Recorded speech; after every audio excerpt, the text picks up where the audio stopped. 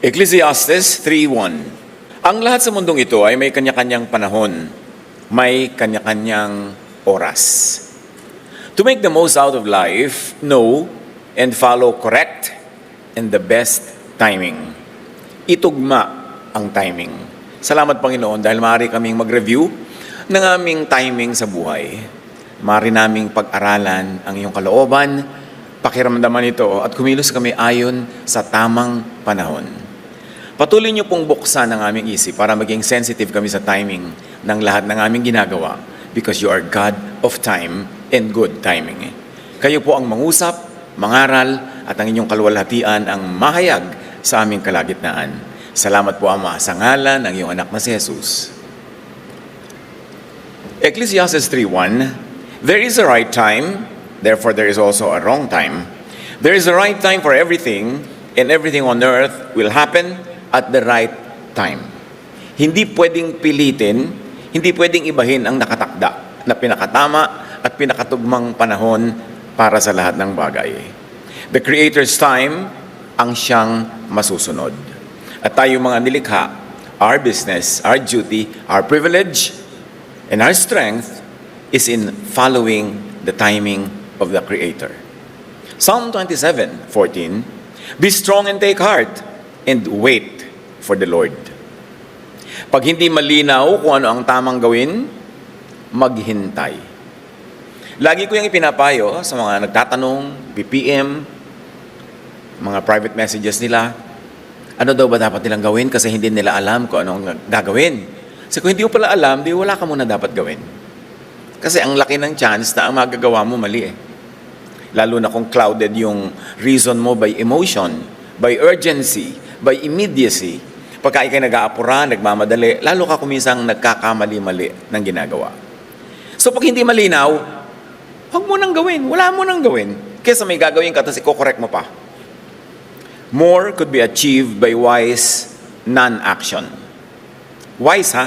Kasi meron namang non-action na hindi tama. Kaya ang ating buhay espiritual ay punong-puno ng pakikiramdam. Tinitingnan mo kung ano, nagbubukas ba ang Panginoon ng mga pinto o nagsasara? Dumadali ba gawin ng isang bagay o pahirapan ng pahirap? Kasi kung yun ang kalooban ng Panginoon, dapat na ipaparamdam sa atin at nararamdaman natin na yun ang tamang gawin. Therefore, it will feel right and it will be confirmed by outside events. Hindi lang yung damdamin mo sa loob ng puso mo ang nagsasabi sa iyong ito ang tamang gawin, kundi nagbubukasan din ang mga tamang pinto. Hindi ka naman pagsasarahan ng Diyos sa mga pinto na gusto niyang pasukin mo. Kaya kailangan ng napakaraming pakiramdam. At sa pakiramdam na ito, kasama yung pakikinig sa mga makadiyos na payo. Hindi ko mo relihiyoso, makadiyos ang payo. Kaya dapat papadaanin mo sa Jesus filter. What would Jesus say kung siya ang tinanong tungkol sa bagay na ito? Ano ang ipapayo niya? Pag siya ang magbibigay ng counsel, dapat yan sinusuri lahat. Dahil maraming pagkakamali sa buhay, maliit lang, pero lumalaki dahil sa maling ginagawa natin in search of solutions. Pag hindi malinaw kung ano ang tamang timing, maghintay. Maghintay. More could be achieved by wise delay. Kahit totoo, kahit tama ang gusto nating sabihin, may tamang timing pa rin yan. Darating ang asawa mo, lasing, may hawak na palakol, tapos doon ka magbubunga nga, wrong timing kahit tama ang sasabihin mo. Hayaan mo muna yung matulog, magising, karoon ng malay, at pag umaga, malamig na ang kanyang ulo, at ikaw naman kalmado, tsaka ka magsalita. It should be the right words at the right time. Kahit tamang-tama ang sinasabi, pag mali ang timing, marami pa rin nagiging damage. Madalas na nagsa-self-correct ang universe. Makiramdam till it feels right. Ang beneficiary of balancing by nature, yung mga tama ang move at tama ang timing. Tandaan natin mga kapatid, ang nature, lagi niyang ibinabalance ang lahat. Kaya pag may overpopulation ng isang species, isang uri ng mga nilalang, nababawasan yan either by disease or by competition or by some other means. Laging itinatama, ibinabalance ang lahat. At ang pinakanakikinabang sa balancing na natural, galing mismo sa Diyos, through nature, yung marunong mag-timing. Ecclesiastes 7:14, when times are good, be happy. But when times are bad, consider this. God has made the one as well as the other. When times are good, be happy. But when times are bad, consider this: God has made the one as well as the other. Pag maraming nagsasaya, makisaya ka. Imagine mo, may libreng saya. May party siya, may handa, edi kumain ka, libreng kain. Hindi yung nagsasaya ang kapwa mo, naiinis ka, naiingit ka, nagmamaktol ka dyan, libre na nga yung saya, nireject mo pa, kumuha ka pa ng lungkot. Hindi ba double negative yan sa buhay? So pag may masaya, makisaya ka. Hanggat kaya mong dibdang-dibdib mo. So magsaya, makisaya, magpasaya. Ecclesiastes 8:5-6, whoever obeys his command will come to no harm, and the wise heart will know the proper time and procedure, for there is a proper time and procedure for every matter. Hindi lang tamang timing, tama ring pamamaraan. Tamang method dapat ang ginagawa. Tama man ang ideya mo, pero mali yung method. Dinaan mo sa galit, dinaan mo sa sungit, dinaan mo sa sumbat, hindi rin ma-achieve yung gusto mong ma-achieve sa buhay. Alam ng matalino kung ano ang dapat gawin, kung kailan, at kung paano dapat isagawa. May kanya-kanyang panahon at paraan para sa lahat ng bagay. Everything is designed by the Creator Sustainer.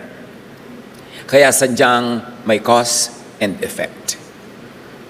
Lahat ng ating causes may effects. Lahat ng ginagawa may bunga. Kaya dapat, kung gusto mong maganda ang bunga, dapat maganda yung gawin. Hindi magbubunga ng maganda yung pangit na gawain. Kaya dapat tama sa simula pa lang. John 7:6, Jesus told them, "My time is not yet here. For you, any time will do." Sabi ng Panginoon, kayo, kung anong oras na lang maibigan nyo. Pero ako, meron akong tamang timing. So umayon sa timetable ni Jesus, na timetable ng Ama. Ecclesiastes 3:2, there is a time to be born and a time to die. Tanggapin, paghanda na ito, maaga pa lang. One of the greatest fears ng isang taong nagmamahal ay yung sumakabilang buhay ang mahal niya. Tama? Pero kahit gano'n nyo kamahal, at kung lalo pang at mahal na mahal nyo, sa kaloob-looban nyo, hindi nyo man sabihin, hindi nyo man ilabas ng salita, tanggapin nyo, agad-agad, na may kamatayan ang bawat isang isinisilang. It must never come as a surprise. Kasi lahat naman, dumaan dyan. Kaya dapat handa ang loob mo para yung bigat ng pagdating ng panahon na yon ay gumaan. Dapat handa ka. Huwag kang in denial. Kasama yon. Ang buhay ay pahiram. Yung mga buhay na tao sa paligid natin, pahiram din yan sa atin. At lahat ng pahiram ay napapawi. Bumabalik sa nagpahiram. Huwag sasama ang loob, huwag ikagalit.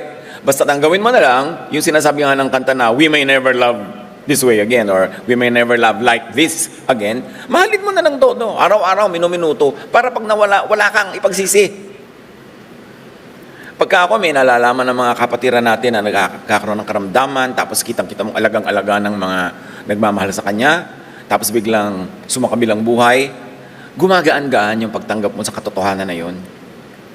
At lagi kong sasabihin sa mga nagmahal, minahal nyo na, inalagaan nyo, ibinigay nyo yung abot kaya nyo na pagmamahal at pag-aalaga, i-release nyo na siya sa Panginoon. Kasi ipinahiram lang naman Hindi naman talaga atin yan forever. Kaya yung mga nandiyan pa, yung mga mahal nyo sa buhay, mahalin nyo na. Yan ang tamang timing. Kailan nyo ibibili ng magandang higaan? Pag buhay pa, hindi pagka bangkay na. Ang ganda-ganda ng ataol, tapos yung hinihigaan ng buhay pa, ang isang paanong kama, lata ng floor wax. Kung hindi naman natin kaya habang buhay pa, talagang ganun, gumamit tayo ng lata. Pero yung kaya na ibigay, ibigay na habang buhay pa. At pagka kinuha na ng Panginoon, luwagan ng dibdib, i-release to the Lord. Hindi naman sa iba yan pupuntay. Kaya mahalaga, maghanda sa ganito maaga pa lang. Do not be possessed by regrets when our loved ones are taken away from us. Ang pagmamahal ay sa habang buhay pa, hindi kung kailan wala na. So do not live in fear. Do not live in anticipation of passing of our loved ones. Be at peace with God and with people. Just love. Be loved. Get loved. Then die. Meet your Maker. Let people pass on. It is as natural as birth. Kaya ang dapat nating policy, love na agad. Hindi kung kailan huli na. Hindi kung kailan din na makakain doon mo ibibili ng lahat ng masasarap na pagkain. Kakainin lang ng bantay. Habang maaga. Habang pwede. Verse 2b, there is a time to plant and a time to pull up plants. Ganun talaga. May panahon ng pagtatanim at pagbunot ng mga itinanim. Plant na as soon as possible, as soon as auspicious. Habang tama at tugma ang lahat. So, may panahon ng pagbunot ng luma ng mga lantang halaman para makapagtanim ng bago at sariwang halaman. Ngayon, hindi lang halaman ang pinag-uusapan dyan. May panahon ng pagbura ng lumang kaalaman para makapagsulat at makaalam ng bago. Do not be overly sentimental in attachment to knowledge because knowledge grows. Knowledge continues to change for the better.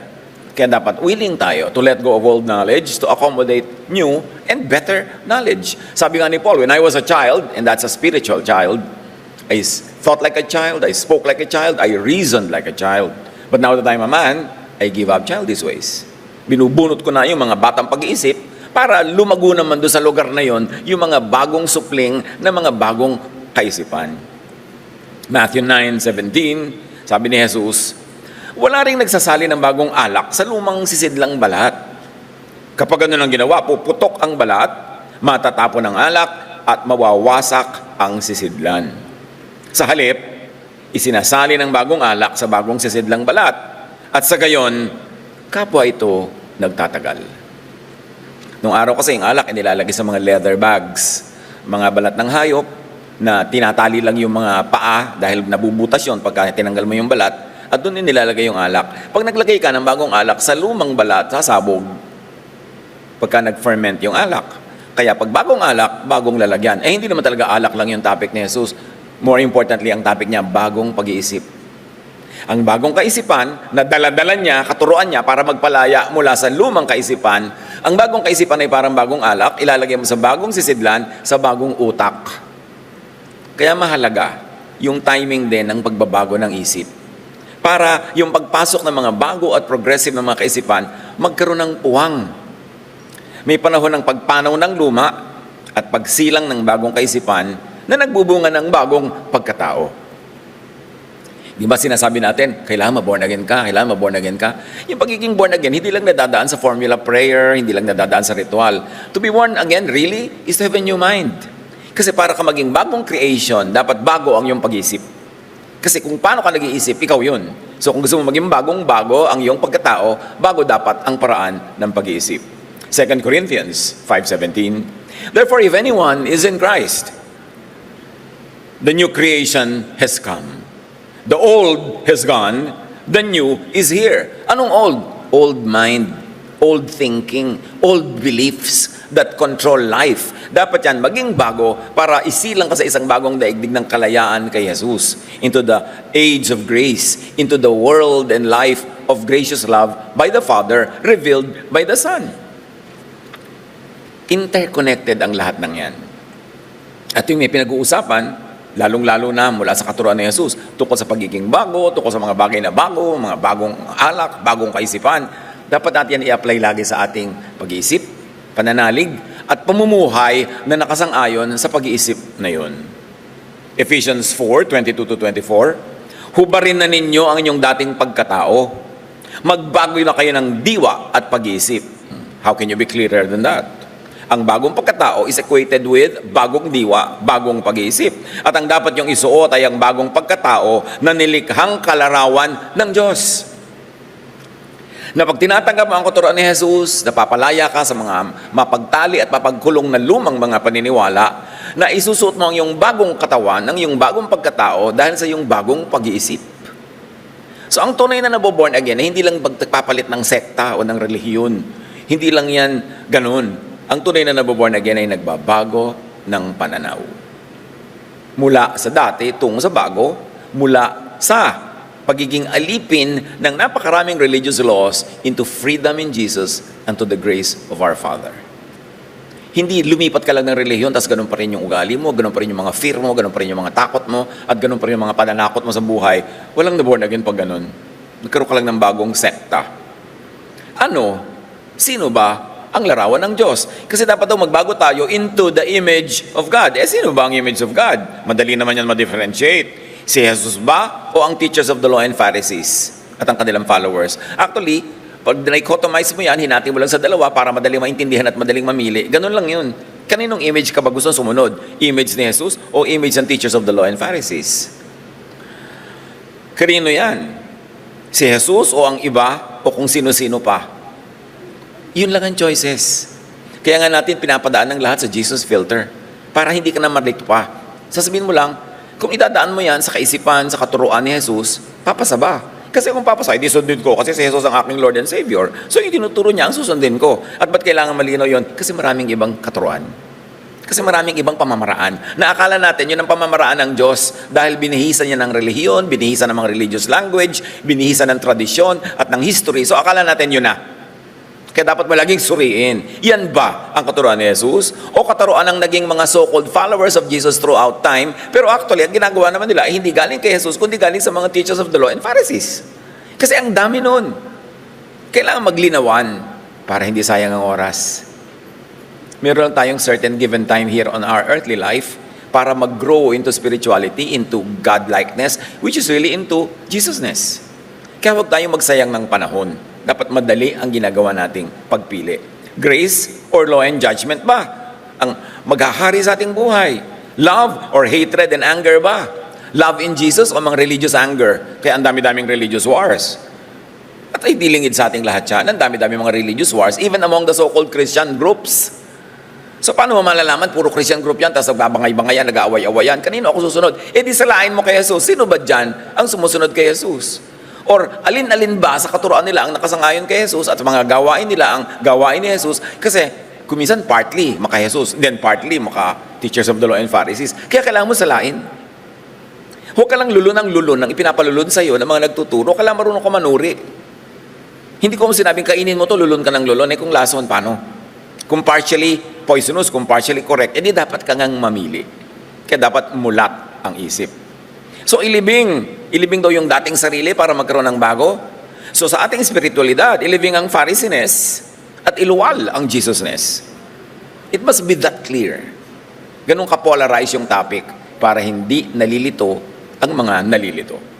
Ecclesiastes 3:3, pagbabalik sa pag-uusap ng panahon, there's a time to kill or to end anything, and a time to heal or to extend it.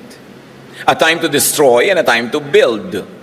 A time to recycle, to reformulate, reconstruct, and reinvent. Dapat laging nag-grow. Hindi ka dapat sentimentally conservative na ayaw mo ng palitan. Ito na to. Yung pag sinabi mong, I believe in it, I found it, this is it, ibig sabihin hindi ka na makikipagtalastasan, hindi ka na makikipagkatwiran, hindi ka na mag-iisip, hindi ka na magre-review kasi ito na yon, tapos na. Tama bang sabihin na nagkaroon ka lang ng isang religious experience one day tapos sabihin mo na, I found it? Kasi pag sinabi mo nga, I found it, sara na yung isip mo sa ibang bagay. Sara na yung isip mo sa mga review. Sara na yung isip mo sa panunuri at patuloy na pag-grow kasi I found it. So ito na to. Dapat bukas. Kasi sabi nga ni Jesus, bagong wine, bagong wineskin. Bagong kaisipan, bagong utak. Apply also to all legalistic religiosity and to new grace-blessed spirituality. Ang lahat ng itong ating mga tinatalakay.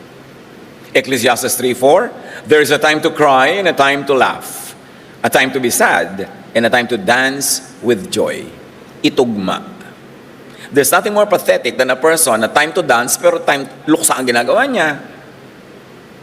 Time naman na dapat medyo magluksa ka dyan tapos siya naman ay itong hagikik ng hagikik at hindi nag-iisip ng tama. Maling timing. Ang daling makita pag mali-mali ang timing ng tao sa buhay. Tingnan mo yung buhay, magulo.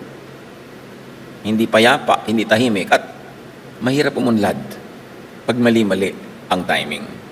So makisaya sa saya ng iba, darami pa ang iyong pansariling saya.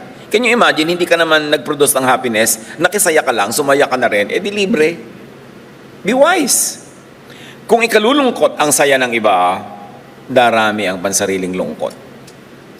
Wala ka namang lungkot. Nakita mo yung kapitbahay mo, nagpapalaki ng kanyang kitchen, lumungkot ka na. Wala ka naman sariling failure, pero nakita mo yung kapitbahay mo, gumraduate yung anak. Summa cum laude, lumungkot ka. May kasabihan nga sila sa Korea ngayon, kasi very competitive and very materialistic yung culture, yun ang ginagawa ng progress Sabi nila, nagkakaroon daw sila ng ulcer pagka ang neighbor ay lumalaki ang bahay. In other words, sobrang competition. Sa mga kamag-anak, may kamag-anak ka na lumalaki ang bahay, hindi dapat ka makisaya. Imagine, pag dumalaw ka doon, lumalaki yung hihilataan mo kaysa masikip. Tapos, nainis ka, nagsiselos ka dahil lumalaki ang kanyang mga kayamanan. Di ba maaambunan ka rin nun? Be wise. Be happy with the happy. Rejoice with those who are rejoicing. Libreng kaligayahan. Ecclesiastes 3:5. There's a time to throw weapons or stones. There's a time to throw weapons or stones down and a time to pick them up. So may panahon ng paghahanda sa labanan, may panahon ng paghahanda sa kapayapaan, at may panahon ng paghahanda para ka maging tiwasay at ikaw ay magpahinga. Ihanda ang loob sa lahat ng iyon. Meron naman tiwasay na nga maganda na nga, tahimik na nga, tapos iimbento pa ng problema. Marami mga tao, parang hindi sila kontento pag masaya ang mga bagay-bagay, iimbento ng kalungkutan. Iimbento, hahanap-hanap ng mistake, hahanap ng mali para malungkot siya. Yung ganun, hindi sasaya kahit anong mangyari sa buhay. So, position yourself for peace and rest. Think yourself into peace and rest. Position yourself into blessedness. Halimbawa mo, parang may malalaglag na prutas mula sa sanga na nakaabang kang gano'n, edi iposisyon mo yung kamay mo para ka makasalo. Para kung malaglag yun, nasalo mo. Kailangan nakahanda ka sa ganong mga bagay. At sabi pa ng Ecclesiastes 3:5, may panahon ng pagyayakap at panahon ng paglalayo. In other words, may panahon ng pagkapit tuko at may panahon ng letting go.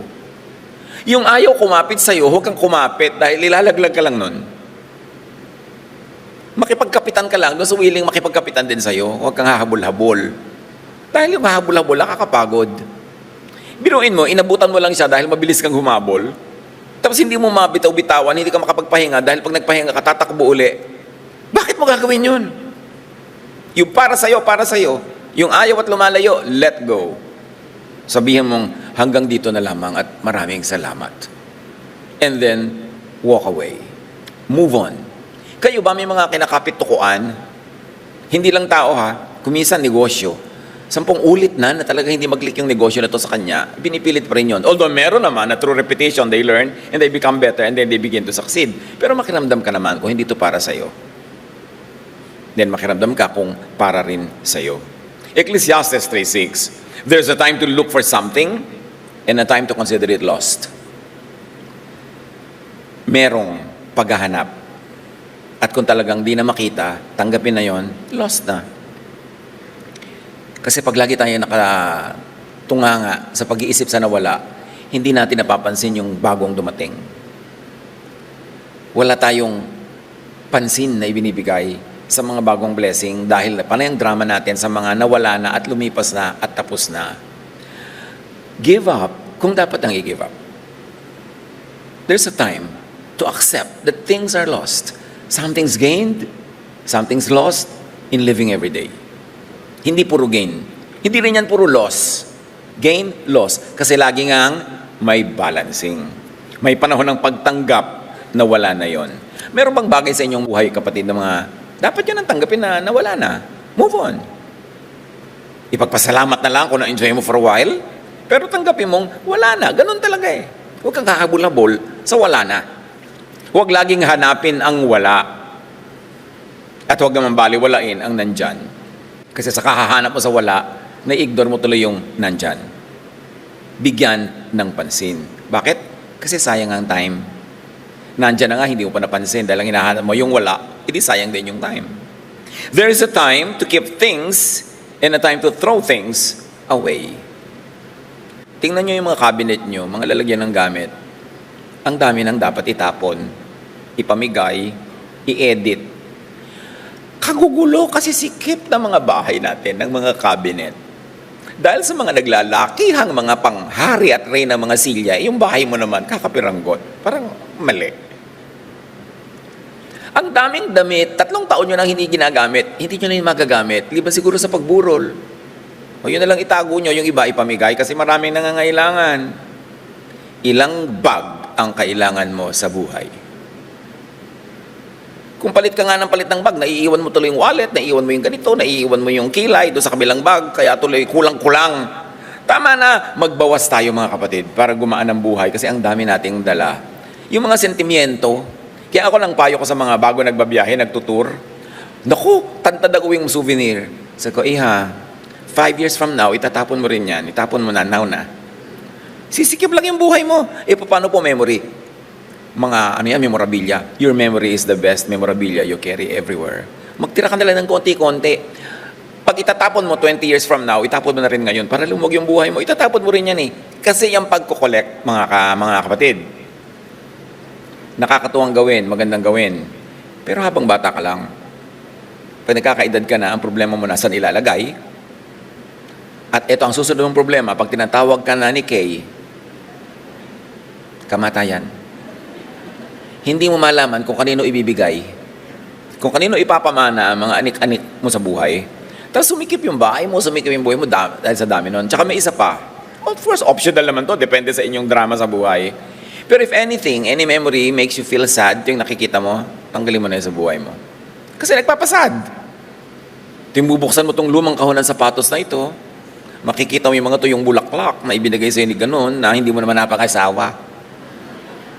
Tapos ito, malulungkot ka na naman. Ba't mo tinatago? Sayang yung time. Sayang yung attention. Let go. No?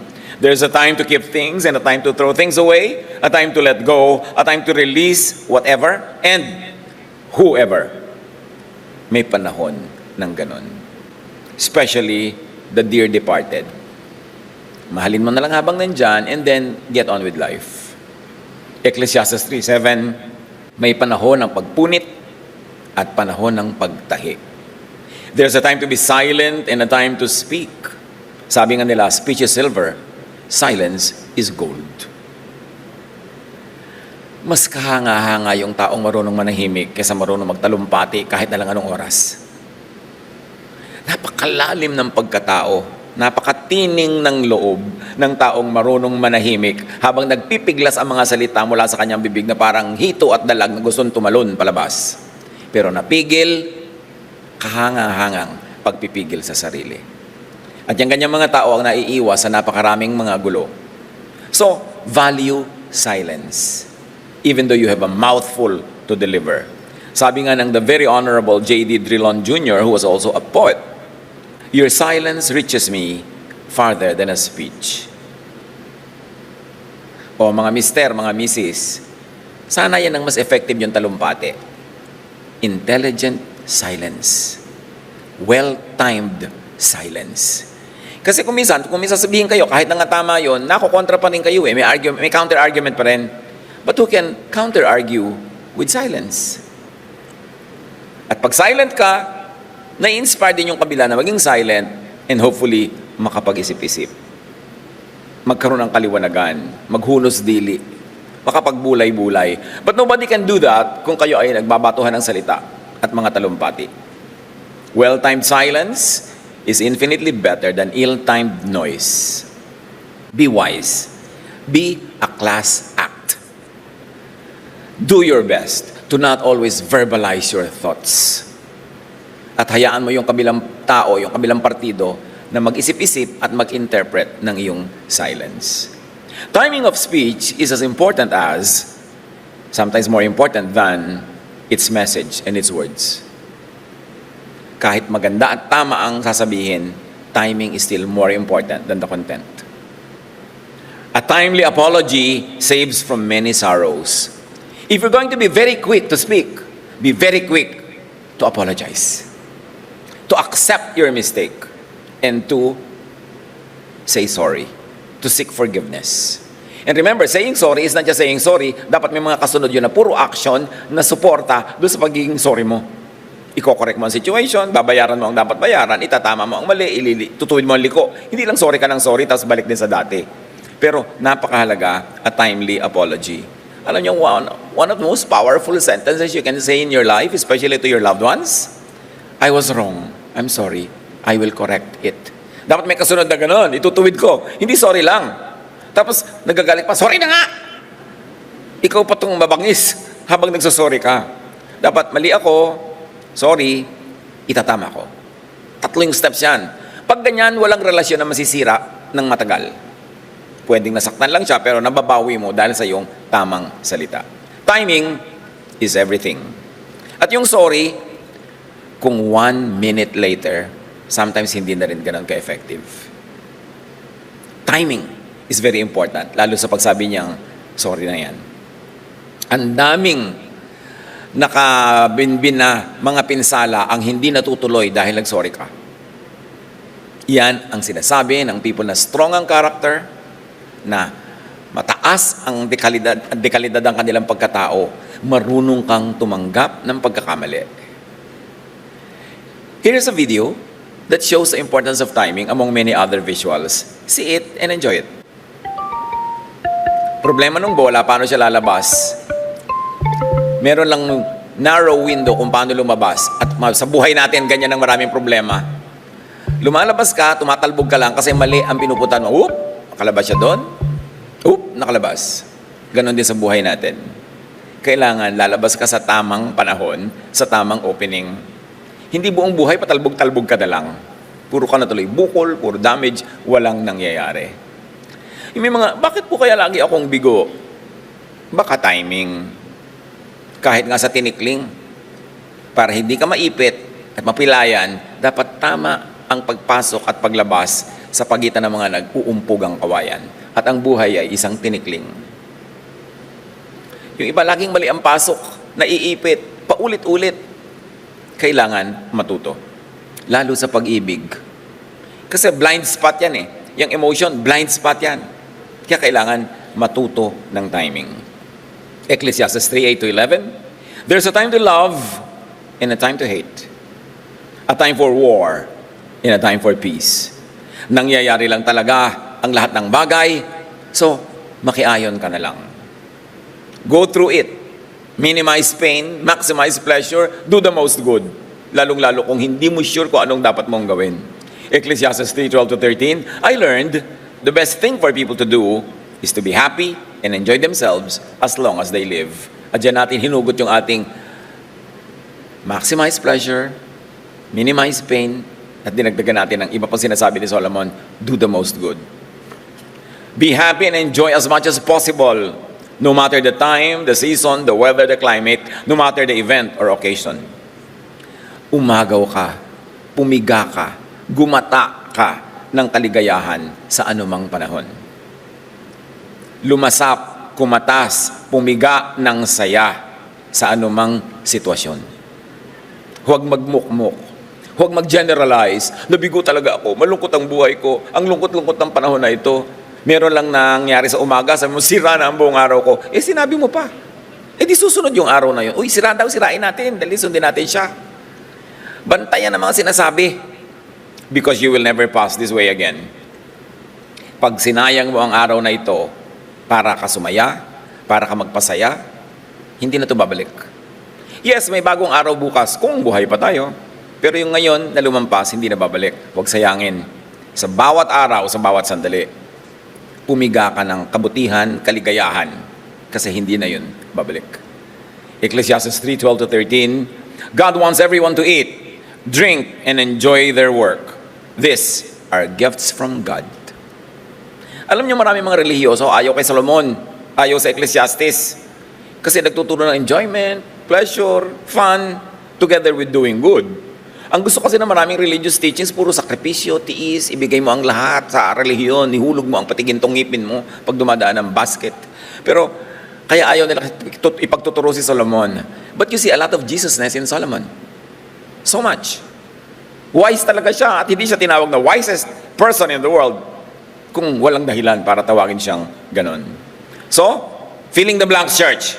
Minimize, maximize, do the most. Wow! 77 ang grade nyo. Kasi mahina. Then meet your maker face to face. Yun lang yun. Tuwang-tuwa ako dito sa simplification na ito na inabot natin sa pagtingin sa buhay. Kasi ang daming mga choices ang daming pwedeng gawin, ang daming pwedeng magpilian, pero pwede mo talagang i-reduce to minimize pain. Nag-away kayo mag-asawa, nagtitikisan kayo, kumakain kayo magkaharap, di kayo nag-uusap.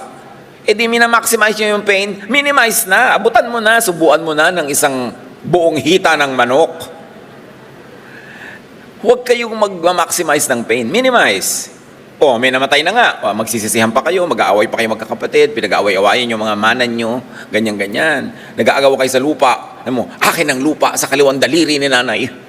Yung pala, nasa kukulang yung lupa, pinag-aawayan pa. So, minimize the pain. Pag may painful situation, lagi nyo isipin, how will I minimize the pain here? And then may pleasure. How will I maximize the pleasure? May family picnic, ikaw naman meron kang mood na medyo pangit, how will you maximize the pleasure of that event? Contribute to the happiness, huwag mo na i-display na kasi mangot mong muka. Maximize your happiness and your pleasure. And then do the most good. Nasarapan kayo sa pagkain nyo sa restaurant, magpabalot ka ng isang ulam dyan, at ibigay mo sa waiter na nag-serve, iuwi mo sa pamilya mo. You do the most good. Hindi lang ikaw nag-enjoy, kundi iba pa rin. At pagka ganon, ang dali-dali ngayon, maluwag sa loob na sumakabilang buhay and meet your maker. Kasi nagawa mo ang dapat gawin. You minimize pain, not only your pain, but the pain of others. Nakapila ka sa butika, tapos kitang-kita mo itong matanda na halatang-halata mo naman sa kanyang body language na kulang ang budget niya. Tapos nakalagay sa reseta, yung gamot, bibili siya ng 30 piraso, pero sabi niya, pwede bang 4 lang? Nadidinig mo, dinig na dinig mo dahil ikaw yung kasunod.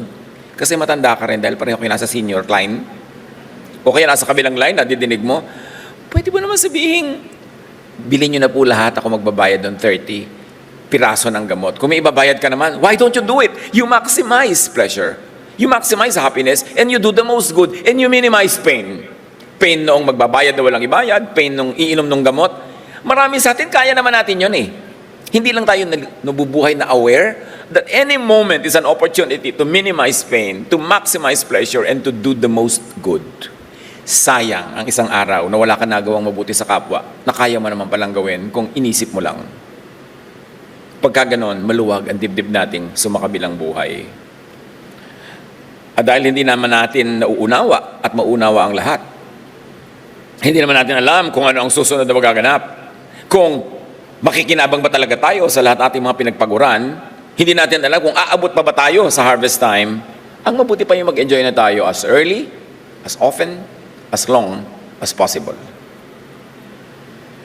Nung araw, nakikita ko sa mga bansa na may mga OFW, especially, mas intense ito sa Middle East.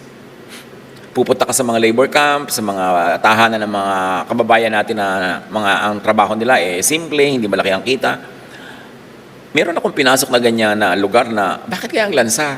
Magba-Bible study ako, pero bakit ang lansa? Kasi pala bawat yung higaan nila doon, sa likod ng mga kurti-kurtina, may mga sardinas na lata. Nabubuksan lang nila sa umaga, susukitin nila yung isa, yun ang breakfast. Iiwan nila ngayon doon yung pang lunch at saka yung pang dinner. So mamaya susukitin uli nila yung isa. Tapos lumalan sa tuloy. Ang point ko, okay, nagsasakripisyo ka. Kasi gusto mong sa pag-uwi mo, marami kang uwi. Na pagdating ng araw, marami kang naipon o napatapos mo yung mga anak. Pero may mga bigla na lang namamatay doon, hindi na nakakauwi. Pag uwi, nakakahon na. Merong hindi na umaabot sa panahon na inaasahan nila na tatamasahin nila yung lahat ng pinaghirapan nila. Kaya sinasabi ko, dapat naman magpalawig at magparami tayo ng saya. Kahit sa panahon na ikaw nag-iimpok, sa panahon na ikaw ay tumutulong, dapat meron ka rin para sa sarili mong ine-enjoy. Kasi hindi ka sure, hindi mo hawak ang panahon. Kung may panahon ka pa at nandun ka pa sa panahon ng anihan. Remember that the first recorded miracle of Jesus was to turn water into wine. Kasi wala nang wine, hindi matatapos ang handaan, uwian na. Bihira lang naman magkaroon ng kasalan, doon lang naman namamantikaan yung labi ng mga taong hindi makakabili ng mga pagkain on a daily basis. So, ang ginawa ni Jesus, ang first miracle niya, nag-miracle siya. Ang tubig ginawang alak para humaba pa ang kasiyahan at dahil bihira lang naman magkaroon ng kasiyahan. You see that principle of Jesusness? Tapos ang mga Pharisees naman, wine na nga ang ginawa ni Jesus, ipipilit pala, hindi wine yun, juice lang.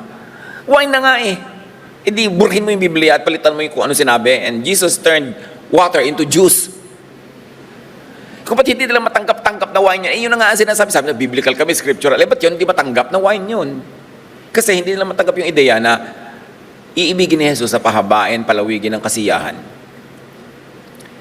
Wine na nga, ipipilit pang water. At hindi lang yan sa usaping wine, sa lahat ng mga bagay, merong masaya na nga, papalungkutin pa, madali na nga, papahirapin pa. Bakit? Sasaglit na lang nga ang buhay. Ang mabuti pa ay mag-enjoy whenever, however, possible. Kahit installment. At ito sinasabi ko sa ipon ng ipon para sa mga darating na panahon. Mga kapatid, sa abot kaya at pilitin ni kaya, mag-vacation, mag-enjoy kahit paano, every day, every week, every month, every year. What do we mean? O maghapon ka nagtatrabaho, mag-set aside ka naman kahit isang oras o 30 minutes na nakataas yung paa mo, nangunguya-nguya ako, kumakain ka ng banana Q. Yung, lagyan mo ng bakasyon yung araw mo na yon, lagyan mo ng pahinga. O kaya, magpundar ka naman ng malambot na unan, hindi pagkatigas-tigas, yung gigising ka, masakit yung leg mo. Para tuwing hihiga ka, bakasyon. Maximize pleasure, di ba?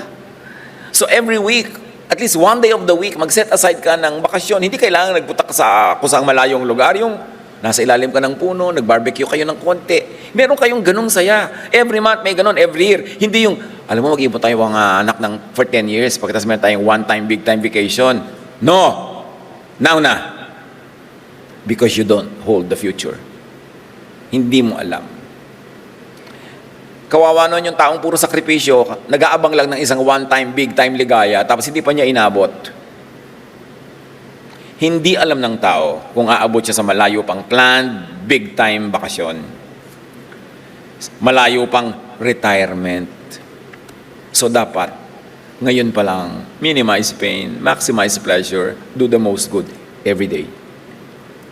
In many little various ways possible within your means. Ecclesiastes 3:14-15. I learned that anything God does will continue forever. God makes things happen again and again. Kung may repeat ang lahat, therefore may next time. May chance pang bumawi at makabawi. Pero dapat sa bawat repeat, may forward movement, may progress, may growth. Kung ang lahat ng bagay ay paikot-ikot na parang ganyan, umiikot na circle, pero dapat kahit umiikot lang yan, pag naka-side view ka, o umiikot, di ba? Parang paulit-ulit lang ang buhay. Pero pag isi-side view mo yan, yung ikot niyan may progress sa ganoon. Hindi yung nandun pa rin siya. Kahit paulit-ulit ang mga bagay, we should be better, we should learn more, and we should actually change for the better. Learn from mistakes. Learn from mistakes in timing.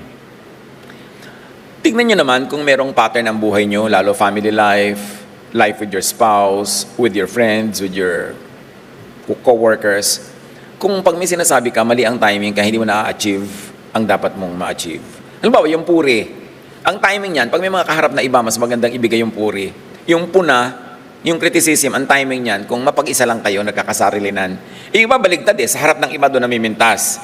Tapos, hindi naman man lang masabi-sabi yung puri, kahit mga sarilinan, hindi. So, wrong yung approach at wrong yung timing. Stop saying if only. If only. Kung nabunot mo lang sana sa kuryente yung plancha, hindi nasunog ang bahay natin. Nasunog na nga So, tama na ang sisihan. Yung mga if only, ginawa mo lang yun. Ang hili kasi natin magsisihan.